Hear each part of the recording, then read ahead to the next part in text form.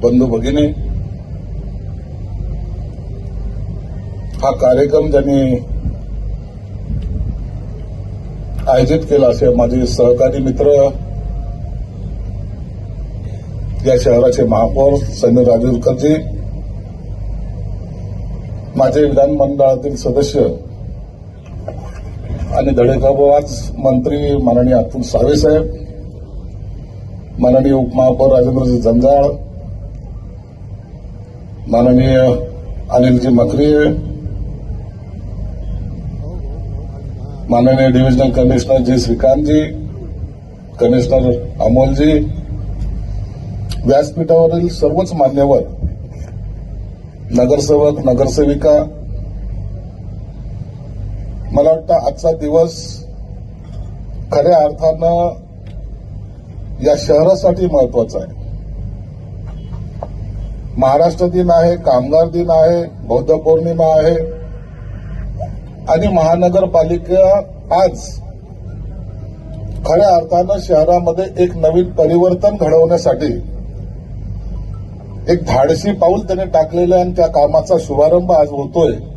ही या शहरासाठी सर्वात महत्वाची गोष्ट आहे.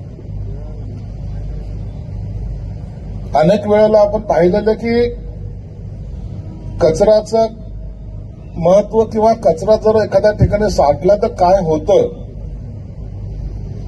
एक वेळ अशी होती, या शहरामध्ये कचऱ्याचं शहर समजलं जातो. जागोजागी कचऱ्याचे ढीग जाळल्या जायचे.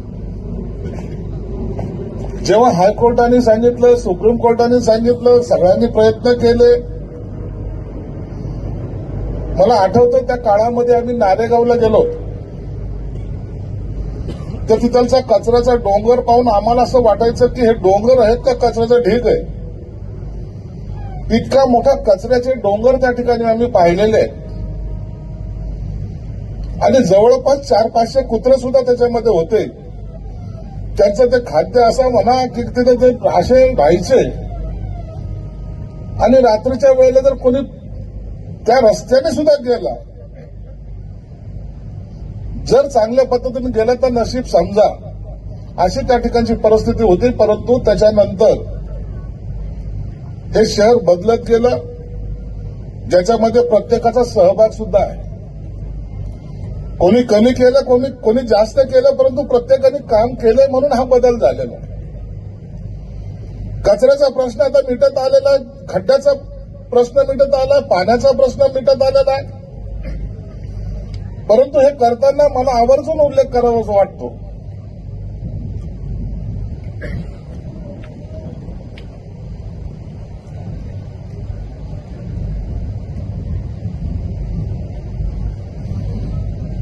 मला आवर्जून उल्लेख करायचं वाटतं की आपण हे काम करत असताना एक हिंमत ज्याला म्हणतात ती हिंमत दाखवायला पाहिजे.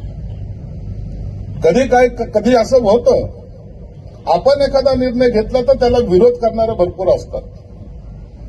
मी सुरुवातीला सांगतो महापौर साहेबांना, महापौर साहेब, आम्ही तुमच्या या महानगरपालिकेला, ही तुमची नाही, ही आमची आहे, आम्ही सर्व जनतेची आहे. याच्यासाठी वाटेल ती मदत आम्ही करू. अतुल सावे आणि मी शासनाच्या दरबारीत जाऊन आउट ऑफ वे ज्याला म्हणता येईल तेवढी मदत आम्ही जरूर करू. परंतु तुमच्याकडून आम्हाला एक अॅश्युरन्स हे पाहिजे, ज्या ज्या ठिकाणी या मोहिमेला जर कोणी विरोध करत असेल तर त्या ठिकाणी एकही रुपये निधी द्यायचा नाही, हे आवर्जून तुम्हाला सांगतो. बिलकुल द्यायचा नाही. आणि ज्या ठिकाणी नगरसेवक चांगलं काम करेल त्या ठिकाणी तुम्ही आमच्यावर सोडा, तुम्ही त्यांची नावं द्या, मी त्यांना सर्वात जास्त निधी देऊन त्या वार्डाचा विकास सुद्धा करून आणेल. हे शहर आपलं आहे हो. या शहरामध्ये या छोट्या छोट्या गोष्टीमध्ये राजकारण आणू नका. पूर्वी या शहरामध्ये खड्डे होते, मान्य आहे आम्हाला. परंतु आज जर पाहिलं तर प्रत्येक कोणते एवढे नगरसेवक बसले नाही, या सगळ्याच्या वार्डामध्ये चांगले रस्ते झालेत की नाही झाले. आपलं पॉझिटिव्ह कधी आपण सर्वसामान्य माणसासमोर आणायचा प्रयत्नच करत नाही.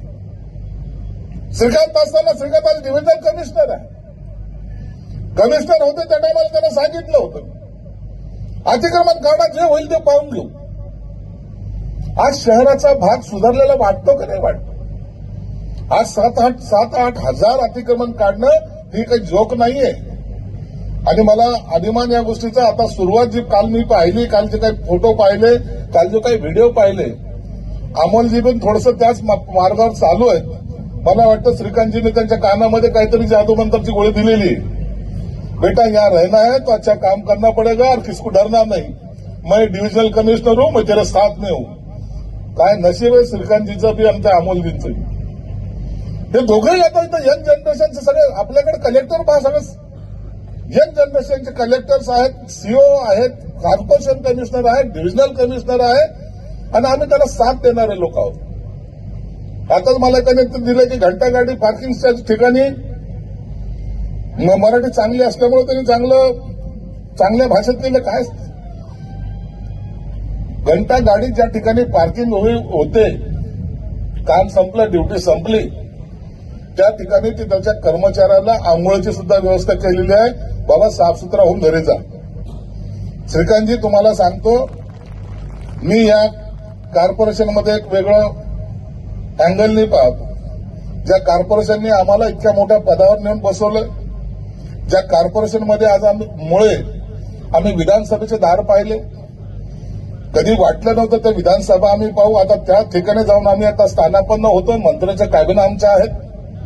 म्हणून हे कॉर्पोरेशनचे आम्ही देणेदार आहोत, आम्ही त्यांचे ऋणी आहोत. म्हणून मी सुद्धा एक स्कीम चालू केलेली आहे की आता जे काही आपल्या ड्रेनेजची जे आहे सिस्टीम जी आहे, मॅन होल ज्याला जर माणूस त्या ड्रेनेजच्या ह्याच्यात उतरून जे काही साफसफाई करायचा, आता 1 महिन्यामध्ये मी रोबोटिक गाड्या या कॉर्पोरेशनला मी माझ्या सामाजिक न्याय विभागाकडून देणार आहे. म्हणजे आता माणूस त्या ड्रेनेजच्या ह्याच्यामध्ये उतरणार नाही, ही व्यवस्था मी केलेली आहे. परंतु आजच मला तर सांगायचं नव्हतं की 1 महिन्यानंतर मी देतोय म्हणून. मी कॉर्पोरेशनला आता तुम्ही पाहिजे असेल फायर ब्रिगेडची गाडी दिली आपण. एवढी 36 मीटर पर्यंत ती शिडी तिथे जाते. त्या दिवशी उद्घाटनाच्या दिवशी मी पाहिलं की खऱ्या अर्थानं आपण या महानगरपालिकेला चांगलं काहीतरी देऊ शकू. म्हणून अनिल मकरे, तुम्ही चिंता करू नका. तुम्ही जरी स्टँडिंग कमिटीचे सभापती असाल तरी पैसे देणारा मी आहे, एवढं लक्षात ठेवा. तुम्हाला अतुल सावेने आज मार्गदर्शक म्हणलं, याच्यामधलं गुपित मला कळालं. अतुल सावेन कुणाला चांगलं म्हणून मार्गदर्शक म्हणून, हे पहिल्यांदा मी या स्टेजवर पाहिलं. तुझ्यातला जे गुण आहे तो आम्हालाही शिकव, म्हणजे आम्ही पण त्या मार्गाने चालू. त्यांनी तिथं अतुल सावेने म्हणलं की माझे मार्गदर्शक कल की हाच तिकडे बाजूला माझे सांगतो, अरे हम चड्डी में गोट्या खेळते थे. काय कुणाचं कधी कुठं काढायचं काही कळतच नाही. परंतु ह्या कॉर्पोरेशनमध्ये जे नगरसेवक आता सर्व निवडून आलेले त्यांना सुद्धा सांगितलं, चांगलं काम करा, काही फरक पडत नाही. कोणाचा विरोध असेल म्हणून तुम्ही काम थांबवत असाल तर तुमचं आयुष्यामध्ये तुमची भरभराट होणार नाही. आपण वार्डामध्ये ज्या लोकांनी आपल्यावर विश्वास ठेवलाय त्यांच्यासाठी जीव तोडून काम करा. आमच्यासारखे जेव्हा निवडून येतात त्या टायमाला आमचे चेहरे पाहून लोक नाही तर आमचे काम पाहून आम्हाला मतदान करतात, असे मानणाऱ्यापैकी मी आहे. म्हणून या कॉर्पोरेशनमध्ये आजचा हा दिवस आपल्यासाठी यासाठी महत्वाचा आहे की एवढ्या गाड्या आणल्या, चर्चाही होत असते. हो, तुम्ही चांगलं काम करा तरी तुम्हाला वाईट बोललं जाईल, वाईट करा तर ते तर वाईटच आहे. म्हणून या चर्चेवर जाऊ नका. चर्चा ज्यांनी केली, समीर तर मला आवडतं महापौरांचं, तडकेफड आहे. त्याचं नाव मी तर घेत नाही. आता त्याला दुसरे नाव मी आता बसलं सांगितलं लोकांना, तुझ्या सहकाऱ्यांना विचारून घे. तडकेफड आहे, चांगलं काम करण्याची त्याची सुद्धा इच्छा आहे आणि त्याचे सगळे सहकारी हे त्याला सपोर्ट करायच्या मनस्थितीत आहे. कॉर्पोरेशनमध्ये आम्हाला भ्रष्टाचाराचा डाग लागता कामा नये. आम्हाला डाग लागला पाहिजे तो कामाचा, 1 नंबर. आता आम्ही थांबणार नाही असं सगळेजण म्हणतात, थांबू नका पण एवढे पळू नका ज्याच्यामुळे ठेस लागेल. म्हणून पळताना सुद्धा खाली पाहून थोडंसं पहा, कुठं खड्ड्यामध्ये आपण पडता कामा नये. नसता आमच्याकडे एक कमिशनर होते, मी नगरसेवक असताना एका कमिशनरला मी सहज बोललो की कमिशनर साहेब, तुम्ही जे लोन घेताय ते लोन आम्हाला परवडणार नाहीये, तुम्ही हे लोन घेऊ नका. कुठून आम्ही ते भरायचं? तर त्या कमिशनरनी मला सांगितलं, अरे शिरसाटजी, पदाधिकारी कैसे खुश रहते ना ये देखना चाहिए. लोन तो भरेगी ना कॉर्पोरेशन, नहीं भरा तो मेरा क्या, मैं तो 2 साल के लिए हूं. अरे हमारे स्कूटर की पैसे भरने की ऐपत नहीं, आप इतना क्यों दे रहे हो? अरे मैं तो मर्सिडीज देना चाहता हूं. त्यांनी जे दिलेल्या त्यावेळेला बसच्या गाड्या त्या किती लवकर कचऱ्याच्या डब्यात गेल्या तुम्ही पाहिलेलं आहे. बसेस घेतल्या होत्या आपण एकेकाळी. कुठे आहे त्या बसेस? कुणालाच माहित नाही. कोणत्या कचऱ्यात गेल्या माहित नाही. म्हणून अशा स्कीम नको आपल्याला, ज्या चालणार नाही. अशा स्कीम असल्या पाहिजे की लोकांनी आपलं नाव घेतलं पाहिजे की आपण चांगलं काम करतोय. आता तुम्हाला सफारी पार्कला आणखीन 17 हेक्टर जागा आम्ही महसूल मंत्र्याकडून घेतोय. अतुल सावे आणि मी त्यासाठी प्रयत्नशील सुद्धा आहे. तुम्ही हे समजू नका की कॉर्पोरेशन तुम्ही चालवतायत. अरे तुम्ही आहात, आम्ही तुम्हाला जी काही मदत करतो त्याचंही कधीतरी नाव घेत जा. आता तेवढंच आम्हाला बरं वाटतं, तेवढंच आम्हाला तुमच्याकडून अपेक्षा आहे. बाकी काही अपेक्षा नाही. फक्त निधी मागायला माझ्याकडे येऊ नका म्हणजे झालं. मी या महानगरपालिकेला जेवढा जास्त फंड देता येईल तेवढा द्यायचा प्रयत्न करेन. जेवढा जास्त तुम्हाला आणखीन खर्च करायला लागला चिंता करू नका. सगळे चौक सुशोभित करा, सगळे रस्ते चांगले करा. त्यासाठी फंड द्यायची जबाबदारी पालकमंत्री या नात्याने माझी आहे. मी ते तुम्हाला देईन. आपल्या शहराकडे येणाऱ्या माणसाला वाटलं पाहिजे की हे शहर माझं आहे. त्या शहराची सुंदरता पाहून त्याला इथं थांबावंसं वाटलं पाहिजे. हे सर्व प्रश्न ऑटोमॅटिक सुटतील. आज आम्हाला या चांगल्या कार्यक्रमाला इतक्या प्रसन्न वातावरणामध्ये बोलवलं. खऱ्या अर्थानं आयुक्त नवीन असल्यामुळं आणखीन काय काय करायला पाहिजे होतं हे जर श्रीकांतजींना विचारलं असतं तर आणखीन रंगत या कार्यक्रमामध्ये आल्या असती असं माझं मत आहे. श्रीकांतजी सारखा धडपड्या माणूस सगळ्या क्षेत्रामध्ये कसं काय जमवलं काय माहिती बिल्डिंग कमिशनरचं, पण आलाच बाबा इथं. पुढे तुला जाऊ देणार नाही. याच्यानंतर जर बदली व्हायचा टाइम आला तर पालक सचिव म्हणून आणू आम्ही. तुम्ही टेन्शनच घेऊ नका. आता हे शहर तुम्हाला सोडणार नाही एवढं निश्चित सांगतो. परंतु आयुक्तांना सुद्धा विनंती करतो की आम्ही कधी तुमच्या कॉर्पोरेशनमध्ये हस्तक्षेप करणार नाही, परंतु सहकार्य जरूर करू. जे जे पाहिजे ते द्यायचा प्रयत्न करू.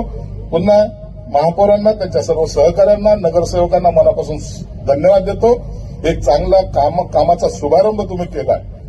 त्या कामाचा शुभारंभ करताना उद्यापासून या शहरामध्ये जेव्हा माझ्या या गाड्या फिरतील त्या टाइमला संकलन करणारे जे कर्मचारी असतील त्यांनाही सांगतो, तुम्ही कोणाचे माणसं नाहीत, तुम्ही कॉर्पोरेशनचे आहात.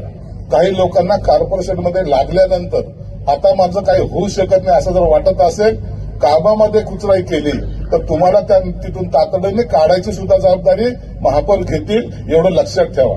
आणि म्हणून पुन्हा एकदा एक सूचना, ज्या ज्या या चांगल्या कामाला जो आडवेल, सभापती महोदय तुमची सर्वात जास्त जबाबदारी आहे. जो आडवेल त्याला निधी नाही, जो चांगलं काम करेल त्याला तुम्हीही द्या आणि मीही निधी देईल. आपण मिळून या शहराचा विकास करू एवढीच अपेक्षा या ठिकाणी व्यक्त करतो. धन्यवाद. जय हिंद, जय महाराष्ट्र.